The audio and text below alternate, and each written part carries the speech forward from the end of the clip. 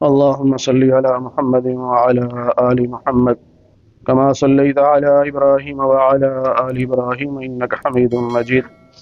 اللهم بارك على محمد وعلى آل محمد كما باركت على إبراهيم وعلى آل إبراهيم إنك حميد مجيد. تیسرے پارے کا 15واں رکوع سورہ آل عمران کی آیت نمبر 64 سے درس کا آغاز ہو رہا ہے۔ اللہ تعالیٰ نے نبی پاک صلی اللہ علیہ وسلم سے ارشاد فرمایا کہ آپ اہل کتاب سے یوں کہہ دیجئے کہ تعالو، آؤ ہمارے پاس، ہم صلح کرتے ہیں، الی کلمۃ سواء بیننا و بینکم، ایسی بات پر صلح کرتے ہیں جو ہمارے اور تمہارے درمیان برابر ہے۔ یہاں سے صلح کا اصول پتہ چلا کہ صلح اس چیز پہ ہوا کرتی ہے جو دونوں فریقین میں مشترک ہو۔ اگر ایک فریق مانتا ہے دوسرا نہیں مانتا اور کہیں جی صلح کریں، صلح تو نہیں ہو سکتی۔ ایسی بات پر صلح ہوگی جس پر دونوں فریق متفق ہوں۔ تو اللہ فرماتے ہیں کہ وہ متفق بات کیا ہے؟ اہل کتاب چاہے یہودی ہوں چاہے عیسائی ہوں، آخر ان کے نزدیک بھی عقیدہ توحید تھا کہ اللہ نعبد الا اللہ، کہ ہم اللہ کے علاوہ کسی کی عبادت نہیں کریں گے۔ یہ ان کے بھی مذہب میں ہے، ہمارے مذہب میں بھی ہے، اور یہ مشترک بات ہے۔ تو اس لیے دعوت دی گئی کہ آؤ توحید پر ہم صلح کر لیتے ہیں کہ اللہ کے علاوہ کسی کی عبادت نہیں کریں گے، اور اللہ کے ساتھ کسی کو شریک نہیں ٹھہرائیں گے، اور اللہ کے علاوہ کسی کو اپنا معبود نہیں مانیں گے۔ اگر وہ مان جائیں تو صلح ہو گئی، اور اگر وہ نہیں مانتے تو اس کا یہ مطلب نہیں ہے کہ اپنا مذہب چھوڑ دیا جائے یا عقیدہ چھوڑ دیا جائے، بلکہ ان سے یوں کہا جائے فَقُولُوا اشْهَدُوا بِأَنَّا مُسْلِمُونَ، تم گواہ رہو کہ ہم تو مسلمان ہیں۔ تم نہیں صلح کرنا چاہتے، نہیں ماننا چاہتے، نہ مانو، لیکن اس بات پہ گواہ رہنا کہ ہم مسلمان ہیں، یعنی ہم تو توحید والے ہیں۔ اگر تم اس پر نہیں آتے تو تمہاری مرضی ہے۔ یہاں یہ مسئلہ بھی سمجھ لیجئے، آج کی رات کے حوالے سے فضائل ہم بہت سنتے ہیں، اور ہمارا مزاج بھی یہ بن گیا ہے کہ جی فضائل سناؤ بس، لیکن مسئلہ نہ بتاؤ۔ اسی رات کے بارے میں نبی پاک صلی اللہ علیہ وسلم کا ارشاد ہے کہ قبیلہ بنو کلب کی جتنی بکریاں ہیں، اس زمانے میں سب سے زیادہ بکریاں ان کے پاس تھیں، ان بکریوں کے جسم پہ جتنے بال ہیں، اتنی تعداد میں اللہ تعالیٰ اس رات میں مسلمانوں کی مغفرت فرماتے ہیں۔ لیکن اگلی بات بھی تو ہمیں سمجھ ہونی چاہیے کہ اللہ کے نبی صلی اللہ علیہ وسلم نے فرمایا جو شرک کرتا ہے اس کی مغفرت اس رات میں بھی نہیں ہوتی۔ جو اللہ کے علاوہ کسی اور کو سجدہ کرتا ہے، چاہے وہ کسی زندہ پیر کو کر رہا ہو، چاہے وہ دنیا سے گئے ہوئے کسی پیر کو کر رہا ہو، کسی بھی چیز کو اگر وہ سجدہ کرتا ہے تو مشرک ہے، اور یہ حرام ہے۔ تو اللہ فرماتا ہے کہ مشرک کی مغفرت نہیں ہوگی، ہاں توبہ کر لے، معافی مانگ لے۔ آج کی رات ہے ہی توبہ کی رات ہے۔ شب برات کا مطلب ہی یہ ہے کہ آزادی کی رات، جہنم سے آزاد ہونے کی رات۔ آزاد کیسے ہوں گے؟ جب شرک سے توبہ کریں گے۔ اور یہودی اور عیسائی یہ دونوں اگرچہ ان کا دین آسمانی دین ہے، لیکن اس دین پر یہ قائم نہیں رہے اور یہ مشرک ہو گئے، کیونکہ یہودی یہ کہتے ہیں کہ عزیر علیہ السلام اللہ کے بیٹے ہیں، اور عیسائی کہتے ہیں کہ عیسیٰ علیہ السلام اللہ کے بیٹے ہیں۔ تو جب دونوں نے اللہ کی اولاد مان لی تو دونوں مشرک ہو گئے۔ چھٹے پارے میں اللہ تعالیٰ کا ارشاد ہے کہ وَمَن يُشْرِكْ بِاللَّهِ فَقَدْ حَرَّمَ اللَّهُ عَلَيْهِ الْجَنَّةَ، جو اللہ کے ساتھ کسی کو شریک ٹھہرائے گا اللہ نے اس پر جنت حرام کر دی ہے، وہ جنت میں نہیں جا سکتا، اس کا ٹھکانہ جہنم ہے۔ ان اللہ لا یغفر ان یشرک بہ ویغفر ما دون ذلک لمن یشاء، اللہ شرک کو معاف نہیں کرے گا، اس کے علاوہ ہر گناہ کو معاف کر دے گا۔ اب اس کا مطلب کیا ہے کہ جو شخص مرنے سے پہلے اگر شرک سے توبہ نہیں کرتا تو اس کی بخشش نہیں ہے۔ اگر مرنے سے پہلے اس نے توبہ کر لی شرک سے، اللہ سے معافی مانگ لی، تو اب اس کی مغفرت ہو جائے گی، باقی گناہوں کو تو اللہ کسی نہ کسی بہانے سے معاف فرما دیں گے۔ اس لیے اس رات میں سب سے زیادہ ضروری یہ ہے کہ ہم شرک سے توبہ کریں۔ اللہ کی ذات میں کسی کو شریک ٹھہرانا یہ شرک ہے، کہ جیسا اللہ ہے ایسا ہی کوئی اور بھی ہے، یہ شرک۔ اللہ کے اختیارات میں کسی کو شریک ٹھہرانا، کہ جیسے اللہ کر سکتا ہے ویسے ہمارا پیر بھی کر سکتا ہے، یا ہمارا فلاں افسر بھی ایسے کر سکتا ہے، یہ شرک ہے۔ اللہ کے اختیارات میں کسی کو شریک نہیں ٹھہرانا۔ اور اسی طرح اللہ کی محبت میں کسی کو شریک نہیں ٹھہرانا۔ سب سے زیادہ محبت اللہ سے ہے، پھر اللہ کے بعد اللہ کے نبی سے ہے، پھر نبی کے بعد آگے درجہ بدرجہ محبتیں ہیں، تو سب سے زیادہ محبت اللہ سے ہونی چاہیے۔ پھر اللہ فرماتے ہیں کہ اے اہل کتاب لم تحاجون فی ابراہیم، تم ہمارے ابراہیم کے بارے میں کیوں جھگڑتے ہو؟ وہ جھگڑا یہ تھا، یہودی کہتے تھے کہ ابراہیم علیہ السلام یہودی تھے، عیسائی کہتے تھے کہ وہ عیسائی تھے، اور مشرکین مکہ کہتے تھے وہ ہمارے تھے، اور مسلمان کہتے ہیں کہ وہ ہمارے ہیں۔ تو اللہ فرماتے ہیں کہ تم جھگڑا کیوں کرتے ہو؟ کیونکہ تورات اور انجیل تو ابراہیم علیہ السلام کے بہت بعد اتری ہے۔ تو تورات اتری تو مذہب شروع ہوا یہودیوں کا، انجیل اتری تو مذہب شروع ہوا عیسائیوں کا، تو یہ کتابیں تو بعد میں ہیں، وہ پہلے ہیں۔ تو پہلے والے کو کہنا کہ وہ ہم میں سے ہیں، یہ کیسی عجیب بات ہے۔ اس لیے فرمایا عقل سے کام لو۔ پھر فرمایا جن باتوں میں تمہیں علم ہے تم اس میں بھی جھگڑا کرتے ہو، اور جس کا علم نہیں ہے اس میں بھی جھگڑا کرتے ہو۔ جس میں تھوڑا سا علم ہو کسی بات کے بارے میں، اس میں بندہ بحث کرے تو بندہ کہتا ہے یار کچھ نہ کچھ علم تو ہے اس کے پاس۔ ایک بندے کو ایک فیلڈ میں ایک 0% بھی علم نہیں ہے، وہ اس میں جھگڑا کرے تو ہر کوئی کہے کہ کیسے بیوقوف ہے، پاگل ہے تجھے اس فیلڈ کی الف بے کا پتہ نہیں اور تو جھگڑا کر رہا ہے۔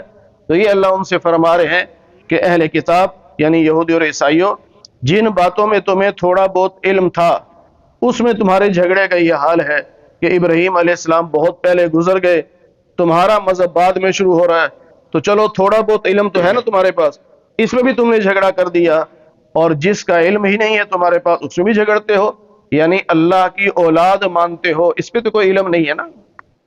کسی نبی نے نہیں کہا، کسی کتاب میں نہیں لکھا، کسی صحابی نے نہیں کہا، کسی ولی نے نہیں کہا کہ اللہ کی اولاد ہے، تو تم کیوں اللہ کی اولاد مانتے ہو؟ واللہ یعلم، اللہ خوب جانتا ہے، تم نہیں جانتے۔ اب اللہ فیصلہ سنا رہے ہیں کہ سنو، میرے جو ابراہیم ہے نا، ما کان ابراہیم یہودیا ولا نصرانیا، نہ وہ یہودی تھے نہ وہ عیسائی تھے، ولیکن کان حنیفا مسلما، وہ مسلمان تھے اور حنیف تھے، یعنی ہر باطل سے منہ موڑ کر سیدھے راستے پر چلنے والے تھے، اور وہ مشرک نہیں تھے۔ یعنی تم یہ دعویٰ نہیں کر سکتے کہ ابراہیم علیہ السلام ہم میں سے ہیں یا ہم ابراہیم کے نقش قدم پہ ہیں، تم یہ دعویٰ نہیں کر سکتے کیونکہ تم تو مشرک ہو، میرا ابراہیم مشرک نہیں تھا۔ پھر فرمایا آج اگر سننا چاہتے ہو نا کہ کون ابراہیم کے زیادہ قریب ہے تو سنو پھر، ان اول الناس بابراہیم، پوری انسانیت میں ابراہیم کے سب سے زیادہ قریب وہ لوگ ہیں جو ابراہیم کی پیروی کرتے ہیں، جو ابراہیم علیہ السلام کے دین پر چلتے ہیں، یعنی اس زمانے میں جنہوں نے ان کا کلمہ پڑھا۔ پھر فرمایا وَهَذَا النَّبِيُّ، ان کے زمانے کے امتیوں کے بعد اگر دیکھنا ہے کہ میرے ابراہیم کے سب سے زیادہ قریب کون ہے تو یہ میرے نبی ہے محمد الرسول اللہ صلی اللہ علیہ وسلم، والذین آمنوا، اور جو مومن ہیں یہ ابراہیم کے زیادہ قریب ہیں، واللہ ولی المؤمنین، اور اللہ مومنوں کا دوست ہے۔ وَدَّتْ طَائِفَةٌ مِّنْ أَهْلِ الْكِتَابِ، اہل کتاب میں سے گروہ ایسا ہے جو تمہیں گمراہ کرنا چاہتا ہے، وہ اس طرح کی الٹی سیدھی باتیں کر کے تمہیں گمراہ کرنا چاہتا ہے، اور وہ اپنے آپ کو حقیقت میں گمراہ کر رہے ہیں، انہیں اس کا شعور نہیں ہے۔ جو کسی صحیح راستے پہ چلنے والے کو بھٹکانا چاہے گا، اصل تو وہ خود بھٹک رہا ہے، جب خود غلط راستے پہ تو دوسرے کو غلط پہ لانا چاہتا ہے، حقیقت میں وہ خود غلط راستے پہ چل رہا ہے اور سمجھتا یہ ہے کہ میں اسے غلط کر دوں گا۔ اسے گمراہ کر دوں گا. اللہ کہتے ایسا نہیں ہوتا. پھر اہل کتاب سے اللہ پوچھ رہے ہیں کہ تم اللہ کی آیات کا انکار کیوں کرتے ہو اور تم اللہ کی آیات کو چھپاتے کیوں ہو, حق بات کو چھپاتے کیوں ہو اور حق بات کو باطل کے ساتھ مکس کیوں کرتے ہو. حق اور باطل کو یوں ملا کے پیش کرنا کہ عام آدمی کو پتہ ہی نہ چلے کہ صحیح کیا ہے غلط کیا ہے, ایسا نہیں کرنا چاہیے, اللہ نے منع کیا. اور حق بات کو ظاہر ہی نہ کرے, چھپا جائے, یہ بھی غلط ہے. اور حق بات کا انکار کر دے, یہ بھی غلط ہے. اب آج کل بھی دیکھ لیں, بہت ساری چیزیں ایسی ہیں کہ حق اور باطل کو لوگوں نے مکس کر دیا. شب برات کی جو عبادت ہے یہ نفلی عبادت ہے, نہ یہ فرض ہے نہ یہ واجب ہے, نفلی ہے. اور نفلی عبادت ہمیشہ انفرادی ہوا کرتی ہے, اپنی اکیلی عبادت ہوتی ہے, اجتماعی نہیں ہوتی. اب لوگوں نے ایسا مکس کر دیا کہ جب تک مسجد میں لائٹنگ نہ ہو, دیگیں نہ کھڑکیں, شور شرابہ نہ ہو, کہتے ہیں انہوں نے کوئی شب برات منائی کوئی نہیں. بھئی شب برات منانے کی چیز تھوڑی ہے, وہ تو عبادت کی چیز ہے. اور پھر ابھی ہم نے جب مغربی اذان سنی ہے نا, اس وقت سے شب برات شروع ہے. غروب آفتاب سے رات شروع ہو جاتی ہے نا, تو شب برات شروع ہے. تو اب ہم نے نماز پڑھی, ثواب ملا, جماعت سے نماز پڑھی اور زیادہ ثواب ملا. ابھی ہم اللہ کا قرآن سن رہے ہیں, اللہ کے گھر میں بیٹھے ہیں, ابھی بھی ثواب مل رہا ہے. تو اس کے بعد بھی اب ہر آدمی کی انفرادی حیثیت ہے, وہ جتنی دیر عبادت کر سکتا ہے آسانی کے ساتھ وہ کر لے. زبردستی نہیں کہ ساری رات جاگنا ہے. ہمارے یہاں ایک غلط تصور آ گیا, وہ جی جاگنے کی رات. اب وہ جاگتے تو ہیں لیکن عبادت نہیں کرتے. کوئی ٹی وی پہ بیٹھا ہوگا, کوئی کچھ کر رہا ہوگا, لیکن جاگ رہا ہے, پھر صبح بڑی بڑھ کے مارے گا میں ساری رات جاگا ہوں. وہ جاگ کے کیا کرنا ہے؟ اصل مقصد عبادت ہے. اور احادیث سے جو چیز ثابت ہے وہ 3 چیزیں ثابت ہیں. نبی پاک صلی اللہ علیہ وسلم نے اس رات عبادت کی, زیادہ عبادت کی. بالوں کہتے جی عام روٹین میں عبادت کرتے تھے, وہی عبادت ہے. اس رات میں خاص عبادت کی ہے. اور پھر آپ قبرستان تشریف لے گئے, بالکل سامنے تھا گھر کے, جنت البقیع, اب وہاں چلے گئے. اور تیسرا کام اگلے دن کا روزہ ہے. اور حدیث پاک میں نبی علیہ السلام نے خود فرمایا, قوموا لیلہا وصوموا نہارہا, اس رات میں عبادت کرو, صبح کو روزہ رکھو. لیکن انفرادی ہے, نفلی ہے, اجتماعی نہیں ہے. اپنے اپنے گھروں کو آباد کرو, گھر میں نفل پڑھو, گھر میں تلاوت کرو, گھر میں ذکر اذکار کرو. نبی پاک صلی اللہ علیہ وسلم نے فرمایا اپنے گھروں کو قبرستان مت بناؤ. اور آج ہمارے گھر قبرستان بنے ہوئے. کئی لوگ آپ کو ملیں گے. ہمارے ایک دوست کہنے لگے, ایک آدمی آیا صبح 4 بجے دروازہ کھٹکھٹا دیا, دروازہ کھولو جی. ہم مولوی صاحب بڑے پریشان, نیند میں اٹھے, بھئی کیا ہے؟ مسجد کھولو جی, میں نے تہجد پڑھنی ہے. ان کے یار 5 بجے اٹھ کے میں نے اذان دینی تھی, 1 گھنٹہ پہلے مجھے اٹھا رہا ہے, تو گھر میں نہیں پڑھ سکتا. کہتا ہے گھر میں بیگم لائٹنگ جلانے دیتی.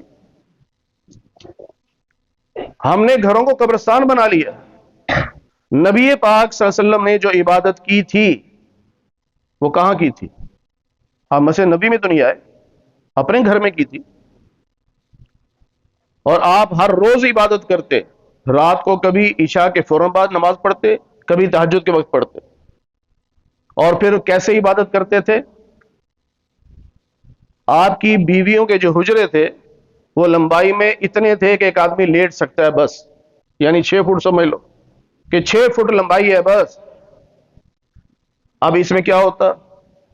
اما عائشہ رضی اللہ عنہا فرماتی ہیں کہ نبی علیہ السلام جب اٹھتے تو بہت خاموشی سے اٹھتے کہ میری بیوی کی نیند بھی خراب نہ ہو, میری بیوی کی نیند بھی خراب نہ ہو, اتنی خاموشی سے اٹھتے. اور پھر فرماتی ہے مجھے تو پتہ چل جاتا. تو جب آپ نماز پڑھ رہے ہوتے تہجد کی تو آپ تلاوت کر رہے ہیں, لمبی تلاوت کرتے. جب سجدے میں جانے لگتے تو میں اپنی ٹانگیں سکیڑ لیتی تھی تاکہ آپ سجدہ کر لیں. جب آپ سجدہ کر کے اٹھتے تھے پھر میں ٹانگیں سیدھی کر لیتی تھی. اتنے چھوٹے کمرے میں بھی اللہ کے نبی احتیاط کرتے تھے کہ میری بیوی کی نیند خراب نہ ہو. اور ہم مولوی جو سپیکر لگا کے پورے محلے کی نیند خراب کرتے ہیں, تو کیا یہ نبی کی سنت پہ چل رہے ہیں؟ اور نفلی عبادت ہے, گھر میں عبادت کرو, پڑھو گھر میں قرآن پڑھو, ذکر اذکار کرو. لیکن گھر کے اندر بھی خیال رہے کسی بیمار کو تکلیف نہ پہنچے، کسی بوڑھے کی نیند خراب نہ ہو، کسی بچے کی پڑھائی خراب نہ ہو، اس کو عبادت کہتے ہیں۔ اس کو عبادت نہیں کہتے کہ ہم خوب شور ڈالیں اور محلہ پریشان ہو۔ اور اس لیے ہم مولویوں کے رویے کی وجہ سے آج لوگوں میں یہ بات پھیل گئی ہے۔ آپ کسی پراپرٹی ڈیلر سے پوچھیں، وہ کہے گا، جب گاہک آتا ہے نا، کہتا ہے مسجد کے قریب مکان نہ دینا مجھے، اس کو دکھاؤ سستا مل رہا، کہتا ہے میں لینا ہی نہیں، دور دو۔ کیوں؟ کہتے ہیں مولوی نے سپیکر کھول کے ساری رات تنگ کرنا ہے، میں نے یہاں نہیں مکان لینا۔ اب اللہ کے گھر سے دور مکان لے رہے ہیں لوگ، کیوں لے رہے ہیں؟ ہماری وجہ سے۔ ہمیں یہ سوچنا چاہیے، جب نفلی عبادت ہے، انفرادی عبادت ہے، اپنی اپنی عبادت کرو جتنی کر سکتے ہو، اور اس میں ضروری نہیں ہے کہ ساری رات جاگیں۔ اگر طبیعت ساتھ دیتی ہے تو عبادت کریں، طبیعت نے ساتھ چھوڑ دیا، سو جائیں چپ کر کے، صبح اٹھے ہمت ہے روزہ رکھ لیں، نہیں رکھیں گے کوئی گناہ نہیں ہے۔ یہ نفلی عبادت ہے، اور نفلی عبادت اسے کہتے ہیں جسے کرنے پہ ثواب ہو، نہ کرنے پہ کوئی گناہ نہیں۔ پھر قبرستان جانا، اللہ کے نبی اکیلے گئے تھے، جلوس لے کے نہیں گئے تھے۔ اکیلے جا سکتے ہو جاؤ، آج کل کے حالات ایسے ہیں، چلو 2 یا 3 بندے چلے جائیں، بھی اکیلا ڈر لگتا ہے، یہ 2 یا 3 چلے جائیں۔ کس لیے جائیں؟ وہاں جا کے فاتحہ خوانی کریں، ان کو اصالہ ثواب کریں، اپنی موت کو یاد کریں، میں نے بھی ایک دن یہاں آنا ہے، بس۔ اور آج کل تو ایسا رواج بنا لیا ہے کہ انفرادی عبادت کی بجائے اجتماعی عبادت شروع کر دی۔ باقاعدہ لوگوں نے ٹائم لکھے ہوئے، اتنے بجے صلاۃ التسبیح کی جماعت ہوگی۔ بھئی صلاۃ التسبیح تو نفل ہے، اور نفل کی جماعت نہیں ہوا کرتی، اپنی اپنی نماز پڑھنی ہے، تو کیوں دعوت دے رہے ہو؟ ان کو سکھاؤ کہ اپنی اپنی پڑھو بھائی، وہ الگ بات ہے، مسجد میں پڑھ لیں چاہے گھر پڑھ لیں، اگر مسجد میں آئے ہوئے ہیں تو کونے میں کھڑے ہو جائیں، اپنی اپنی پڑھتے رہیں، لیکن جماعت کے ساتھ پڑھنا یہ اہل سنت والجماعت کے ہاں یہ ٹھیک نہیں ہے، مکروہ ہے۔ اور پھر قرآن کریم میں 21ویں پارے کی پہلی آیت میں اللہ تعالیٰ نے 3 عبادات کا حکم دیا ہے، یہ عبادات کرو۔ اور علماء نے لکھا کہ جب بھی کوئی عبادت کرنے کا موقع آئے، جیسا رمضان کی راتیں ہوتی ہیں، طاق راتیں ہو جاتی ہیں، اور عید کی راتیں ہوتی ہیں جن کو ہم چاند راتیں کہتے ہیں، مزدلفہ کی پہلی 10 راتیں ہوتی ہیں، تو کوئی بھی راتیں آتی ہیں تو ان میں ان 3 عبادات کو کرو۔ سب سے پہلے یہ سوچ لو کہ میں کتنی دیر جاگ سکتا ہوں۔ اگر میں 6 گھنٹے جاگ سکتا ہوں، آج کل تقریباً کوئی 11.25 گھنٹے کی رات ہے، مغرب سے لے کے فجر تک 11.25 گھنٹے کی رات ہے۔ اگر میں 6 گھنٹے آرام سے جاگ سکتا ہوں تو میں اس کو 3 حصے پہ تقسیم کروں، 2 حصے قرآن کی تلاوت کروں، 2 حصے ذکر اذکار، یعنی 2 گھنٹے تلاوت کروں، 2 گھنٹے ذکر اذکار کروں، اور 2 گھنٹے نماز پڑھ لوں۔ اتل ما اوحی الیک من الکتاب، قرآن کی تلاوت کرو، واقم الصلاۃ، نماز قائم کرو، اور پھر ولذکر اللہ اکبر، اللہ کا ذکر بہت بڑی عبادت۔ تو 3 عبادات کا ذکر ہے، ان تینوں میں اپنے آپ کو مصروف کر لو۔ اور یہ بھی یاد رکھنا چاہیے، جسم کا بھی حق ہوتا ہے۔ ہم نے حقوق اللہ پڑھے ہیں، حقوق العباد بھی پڑھے ہیں، اپنے نفس کا حق نہیں پڑھا، اپنے جسم کا حق نہیں پڑھا۔ اس کو خوب تھکائیں گے ساری رات، اگلے کئی دن وہ چاہے بخار میں پڑا رہے۔ کس نے کہا ہے؟ دین ہمیں یہ نہیں سکھاتا کہ اپنے آپ کو اتنا تھکاؤ کہ بخار ہو جائے، بیمار ہو جاؤ، نہیں، اس جسم کا بھی حق ہے۔ نبی علیہ السلام شکایات آئی ہیں، بعض خلفاء کے بعد شکایات آئی ہیں کہ فلاں آدمی ساری رات عبادت کرتا رہتا ہے، آپ نے منع فرمایا، فرمایا کچھ عبادت کرو، کچھ سو جاؤ، جسم کو بھی تو راحت ملے۔ اب بعض لوگ ایسے ہیں، وہ تو چھٹی نہیں کر سکتے، کل انہیں دفتر جانا ہے، کاروبار پہ جانا ہے، اب اگر ساری رات جاگتا رہے گا تو وہاں کیا کرے گا جا کے؟ جب تھکاوٹ ہوگی بخار ہو جائے گا۔ بھائی نفلی عبادت کو نفلی سمجھو،